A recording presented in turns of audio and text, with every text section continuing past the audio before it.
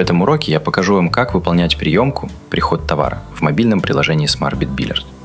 Войдите в приложение под сотрудником или администратором. На главном экране в нижней навигационной панели нажмите кнопку «Магазин». Затем перейдите в раздел «Документы» и откройте раздел «Приемка».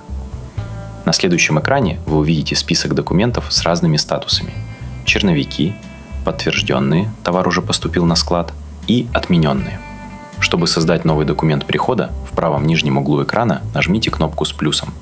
На открывшейся странице заполните основные данные. Выберите поставщика, укажите номер накладной и дату поступления товара. После этого нажмите кнопку «Создать черновик». На следующем экране вы увидите информацию о созданном черновике. Теперь вы можете добавлять товары в документ. Для этого нажмите кнопку «Добавить» или «Добавить позицию». В открывшемся окне заполните данные товара. Выберите товар из справочника. Введите или отсканируйте штрих-код, если он был указан при создании товара. При необходимости укажите номер партии. Введите количество. Укажите закупочную цену за единицу. Укажите продажную цену за единицу. При необходимости задайте срок годности. После этого нажмите кнопку «Добавить позицию». Таким образом, добавьте все товары, которые должны быть в документе прихода.